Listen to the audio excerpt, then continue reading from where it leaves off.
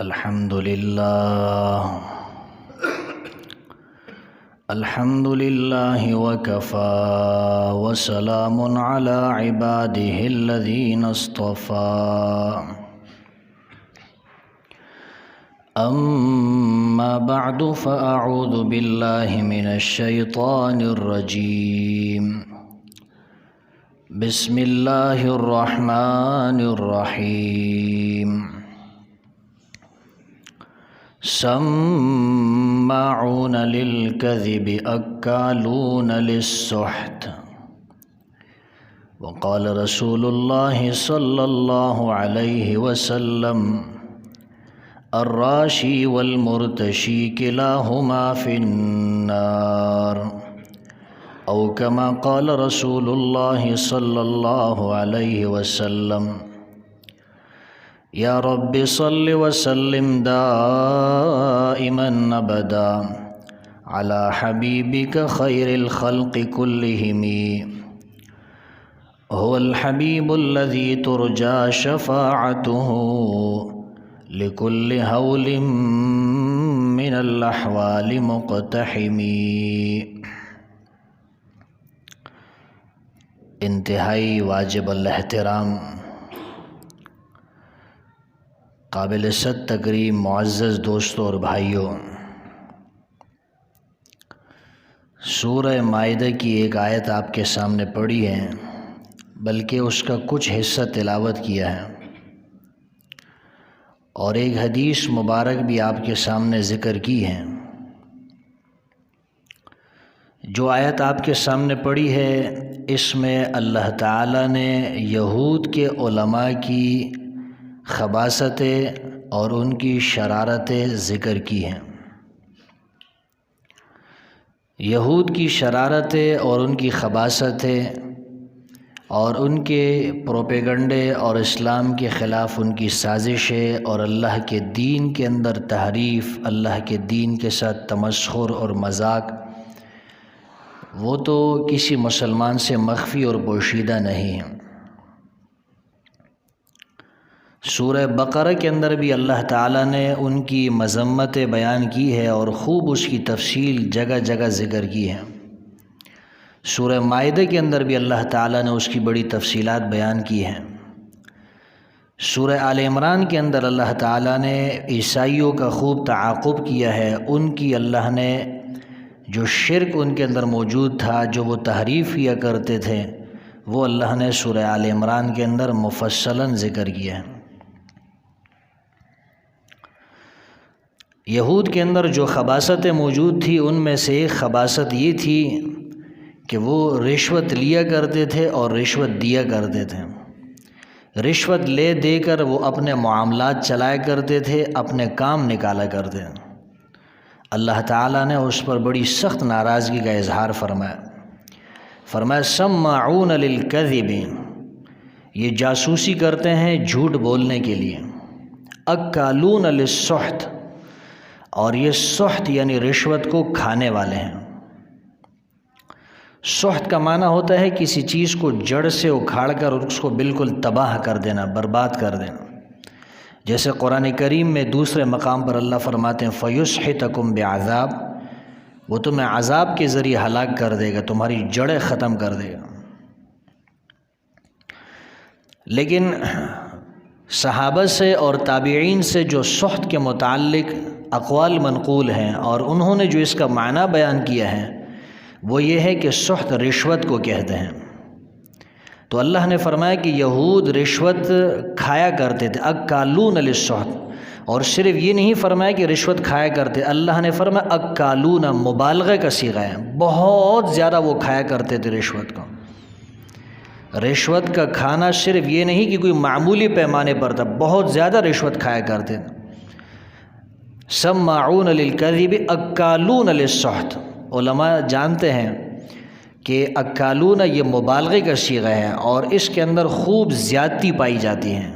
یعنی وہ رشوت کھاتے تھے، خوب لے کر جو ہے وہ رشوتیں کھایا کرتے تھے۔ حدیث کے اندر بھی رسول اللہ صلی اللہ علیہ وسلم نے رشوت لینے والے اور رشوت دینے والے ان کے لیے وعید ذکر کی، فرمایا کلاہما فی النار، یہ دونوں جہنم میں جائیں گے۔ اور یہ ایسی حدیث ہے کہ یہ تقریباً ہر مسلمان کو یاد ہوتی، الراشی والمرتشی، لینے والا دینے والا، کلاہما فی النار، دونوں جو ہے وہ جہنم کے اندر جائیں گے۔ امام جساس رحمہ اللہ نے احکام القرآن کے اندر اس پر بڑی مفصل گفتگو فرمائی ہے، بڑی تفصیلی ذکر کیا ہے رشوت کے متعلق، اس کی حرمت کے متعلق، اس کی وعیدات کے متعلق، اور اس سے متعلق احادیث ذکر کی ہیں۔ ان خرابیوں کی وجہ سے اللہ نے یہود کی مذمت کی، یہود کو نقصان اٹھانا پڑا، وہ مبتلا عذاب ہوئے، وہ دنیا کے اندر بھی اللہ کے عذاب کا سامنا ان کو کرنا پڑا، آخرت کے اندر بھی ان کو عذاب کا سامنا کرنا پڑے گا۔ تو اس سے معلوم ہوتا ہے کہ وہ ساری برائیاں جو یہود اور نصارہ کے اندر موجود تھی، جس کی وجہ سے اللہ نے ان کو سزائیں دی ہیں، وہ ساری خرابیاں، وہ ساری برائیاں اگر ہمارے اندر پائی جائے گی تو اللہ ہمیں بھی اس طرح کی سزائیں دے گا جس طرح اللہ نے ان کو سزائیں دی۔ اور اگر ہم ان سے باز آئیں گے، ان چیزوں سے اپنے آپ کو بچائیں گے جن چیزوں کے اندر یہود اور نصارہ مبتلا ہو کر وہ مبتلا عذاب ہوئے یا اللہ کے عتاب کا شکار ہوئے، اگر ہم ان چیزوں کو اپنائیں گے تو پھر ہمارا بھی وہی حشر ہوگا۔ ان چیزوں سے اپنے آپ کو بچائیں گے تو اللہ تعالیٰ پھر ہمیں سرخرو فرمائیں گے۔ رشوت کسے کہتے ہیں؟ رشوت اسے کہتے ہیں کہ بغیر کسی معاوضہ کے،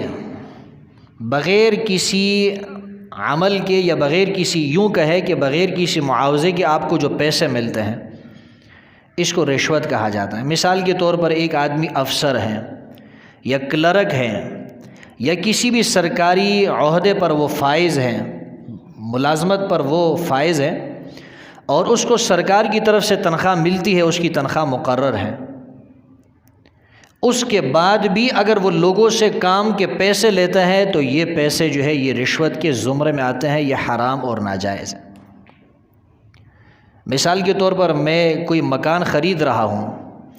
اس کے کاغذات مجھے چیک کرانے ہیں کہ اس کے کاغذات، اس کی فائل صحیح ہے یا غلط ہے۔ اب ظاہر سی بات ہے کہ جو سرکاری لوگ ہیں، جو افسران ہیں، جو کلرک ہے،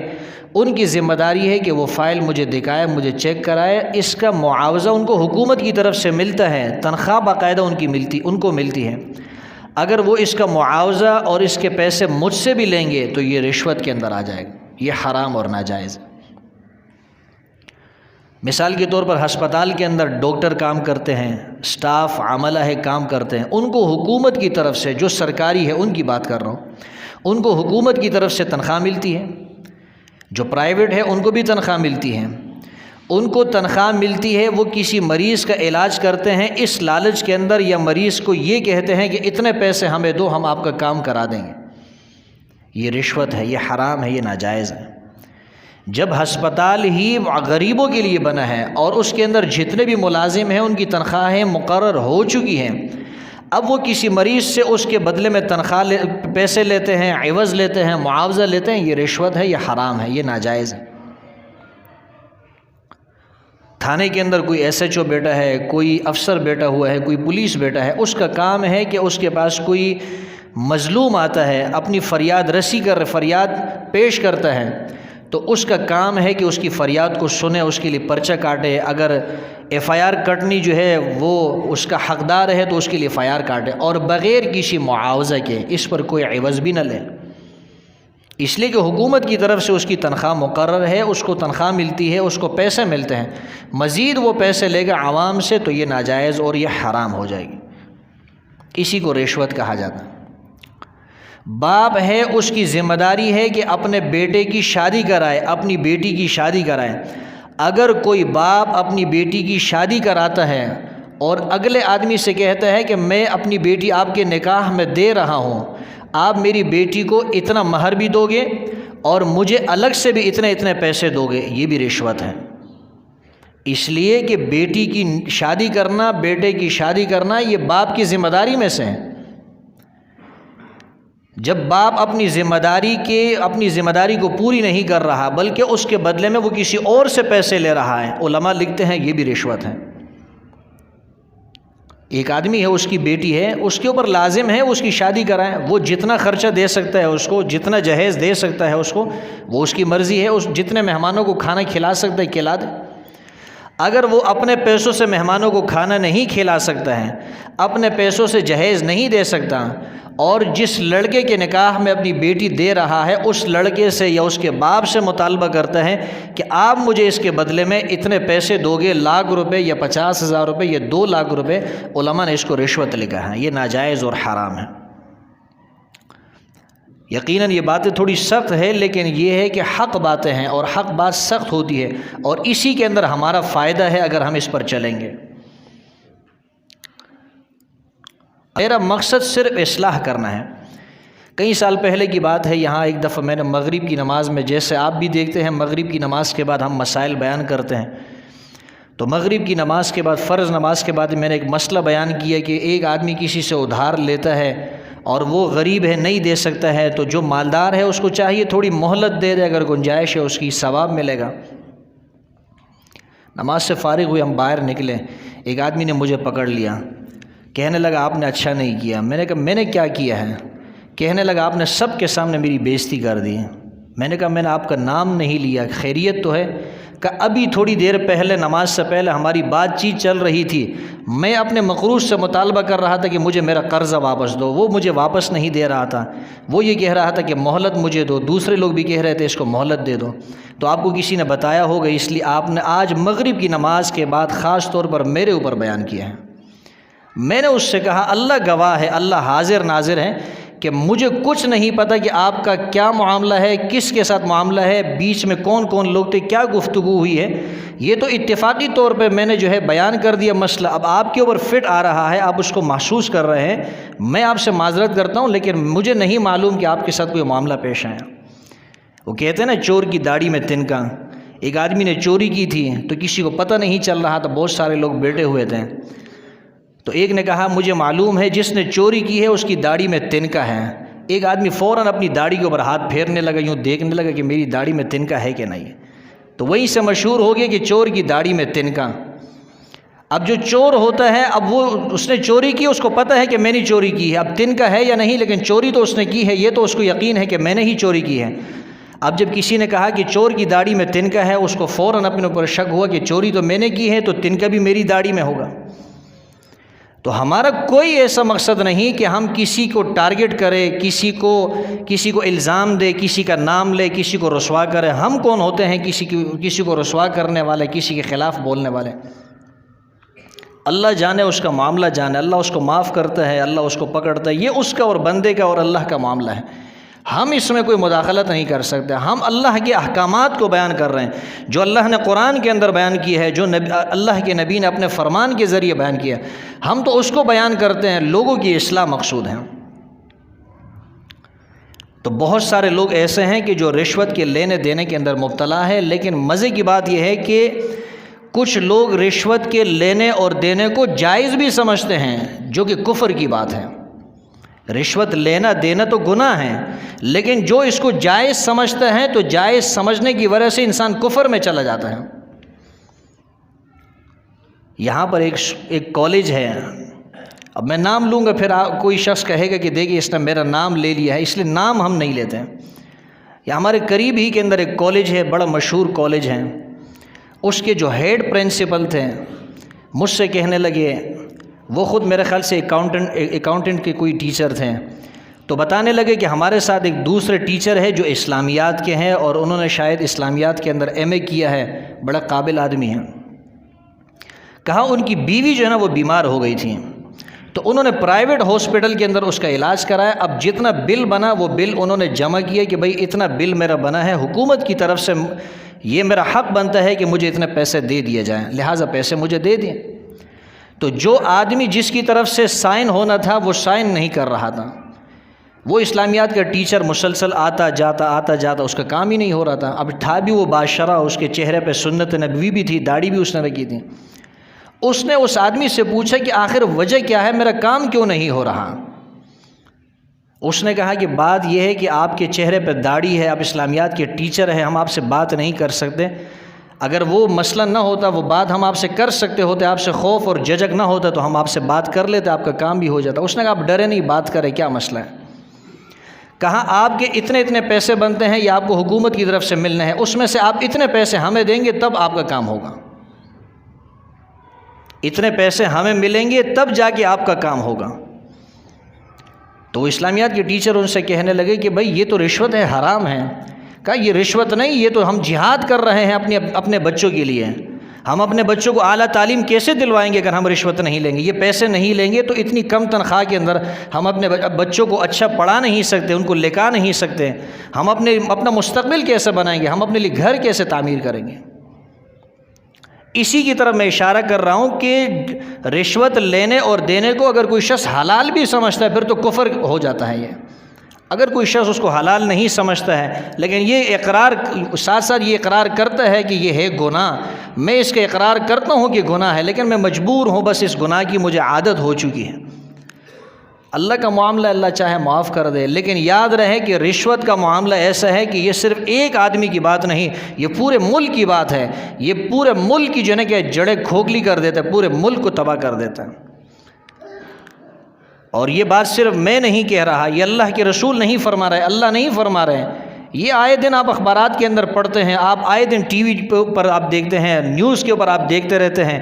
کہ بھئی فلاں جگہ کرپشن ہو گئی، فلاں افسر نے کرپشن کر لی۔ یہ جو ابھی ہمارے چیف آف آرمی اسٹاف ہے، ان سے پہلے جو چیف آف آرمی اسٹاف تھے تو انہوں نے کئی افراد کو جو ہے برطرف بھی کر لیا تھا، صرف اسی بات کے اوپر کہ ان کے اوپر کرپشن کا الزام تھا۔ تو کرپشن کے الزامات لگتے ہیں، کتنے لوگوں کے اوپر کرپشن کے الزامات ہیں، آئے دن ان کی انٹرویو ہوتی ہے، ان کی پیشیاں ہوتی ہے، ان کو جو ہے عدالتوں کے چکر لگانے پڑتے ہیں۔ بہرحال اللہ تعالیٰ نے اس کی مذمت کی ہے، اور یہود کی مذمت اسی لیے اللہ نے کی ہے کہ وہ رشوت کے دینے اور لینے کے اندر مبتلا تھے۔ اور حدیث میں بھی آتا ہے، اللہ کے رسول نے فرمایا الراشی والمرتشی کلاہما فی النار، لینے والا رشوت اور رشوت دینے والا دونوں جہنم کے اندر جائیں گے۔ رشوت کے ذریعے سرکاری نوکری حاصل کرنا ناجائز اور حرام ہے۔ یہ PACHS جو علاقہ ہے، یہاں ہمارے ایک شاگرد وہ کاروبار کرتے ہیں، میں ایک دن ان کے پاس گیا عشاء کے بعد کافی دیر سے، تو مجھے اندازہ تھا کہ وہ عشاء کے بعد اپنے کاروبار کو تقریباً سمیٹ چکا ہوتا ہے، فارغ ہوتا ہے۔ میں اس کے پاس گیا، تھوڑی دیر کے لیے گپ شپ کی، تو اتنے میں ایک صاحب آئے جو سرکاری عہدے پر فائز تھے، مجھ سے ملاقات کروائی، تو مجھ سے کہنے لگا استاد جی یہ آدمی کئی دفعہ میرے پاس آیا کہ مجھے کچھ مسائل پوچھنا ہے، کوئی آپ میری رہنمائی کریں یا کسی مفتی کے پاس مجھے لے جائیں۔ اچھا وہ آج آپ بھی بیٹھے ہیں، یہ اس کو مسائل پوچھتے ہیں۔ تو اس نے اپنا مسئلہ یہ بیان کیا کہ میں نے سرکاری نوکری حاصل کرنے کی کوشش کی، مجھے نہیں ملی، میں نے ایک کسی تنظیم کا سہارا لیا یا میں نے کچھ رشوت کھلائی، اس کے بعد مجھے سرکاری نوکری مل گئی، اور اس کے بعد میں نے اپنے مزید 3 بھائیوں کو اتنی رشوت دے کر سرکاری نوکری دلائی، اور آج ہم 4 بھائی جو ہے کہ سرکاری نوکری پر فائز ہیں۔ مسئلہ وہ یہ پوچھ رہا تھا کہ لوگ مجھ سے کہتے ہیں تم نے اتنے پیسے کما لیے ہیں، اپنی ماں کو حج کراؤ یا عمرے پہ بھیجو۔ میرے دل میں یہ خیال آتا ہے کہ ہم نے تو جتنے پیسے کمائے ہیں یہ تو سارے حرام ہیں، یہ تو ناجائز ہیں، تو کیا اس سے میری ماں کا حج قبول ہوگا یا نہیں ہوگا؟ یہ وہ مسئلہ پوچھ رہا تھا۔ میں عرض یہ کر رہا تھا کہ دیکھیں وہ خود اقرار کر رہا ہے کہ میں نے نوکری حاصل کی غلط طریقے سے، میرے بھائیوں نے نوکری حاصل کی غلط طریقے سے، اسی کے لیے تو اقدامات ہو رہی ہے، اسی کے لیے تو کوشش ہو رہی ہے تاکہ ملک کے اندر ایک ایسا نظام آ جائے کہ کرپشن ختم ہو جائے، غریب بھی ترقی کرے، آپ کا ملک بھی ترقی کرے۔ جب تک ملک کے اندر رشوت کا لینا اور دینا پایا جائے، ملک کبھی ترقی نہیں کر سکتا ہے، نظام کبھی درست نہیں ہو سکتا۔ نظام کو درست کرنے کے لیے محنت کرنی پڑے گی، اور ایسا نہیں کہ ہمارا پورا نظام کرپشن پر چل رہا ہے، ایسا نہیں ہے۔ اچھے افسر موجود ہیں، بڑے قابل لوگ موجود ہیں، بڑے مخلص لوگ موجود ہیں، وہ رشوت کو دیکھتے بھی نہیں، سوچتے بھی نہیں ہیں۔ ایک ڈرائیور نے مجھے بتایا کہ مجھے ٹریفک پولیس نے روکا، جیسے اس نے مجھے روکا میں نے پہلے سے پیسے نکالے، اس کے ہاتھ میں مٹھی میں ایسے پیسے رکھے، کہا اتنا مجھے اس نے ڈانٹا اور اتنی باتیں سنائی، آپ کو میں رشوت لینے والا لگتا ہوں، رشوت خور لگتا ہوں آپ کو میں؟ کہ آج تم نے یہ حرکت کی، کل اگر دوبارہ میرے سامنے آیا اور میں نے پھر اس طرح تمہیں دیکھا، تمہاری خیر نہیں ہوگی۔ کہا اس نے مجھے معاف نہیں کیا۔ ایسے لوگ موجود ہیں، انہی کی قابلیت کی وجہ سے، ان افسروں کی اخلاص کی وجہ سے تو شاید ملک چل رہا ہے۔ لیکن ایسے 2-4 لوگوں کی کمی بھی نہیں ہوتی جو نظام کو برباد کرنا چاہتے ہیں، نظام کو خراب کرنا چاہتے ہیں۔ میرے ایک جاننے والا ہے، سندھ سیکریٹریٹ کے اندر کام کرتا ہے۔ اب آپ بتائیں سندھ سیکریٹریٹ کے اندر ایک بندہ کام کرتا ہو، کتنے افسروں کے کام پیش ہوتے ہوں گے اس سے؟ غریب آدمی، آج تک اس نے موٹر سائیکل بھی نہیں لی ہے۔ چاہے تو وہ تو گاڑی بھی لے سکتا ہے، لیکن کہتا ہے کہ میں رشوت نہیں لیتا، بس جو میری تنخواہ ہے، تنخواہ بھی اس کی لگ بھگ 40-50 ہوگی میرے خیال سے، کہا بس اس سے میرا گزارا ہو جاتا ہے، میرے بچوں کا گزارا ہو جاتا ہے۔ تو ایسے اچھے لوگ بھی موجود ہیں، ایسے اچھے لوگوں کی کمی نہیں ہے۔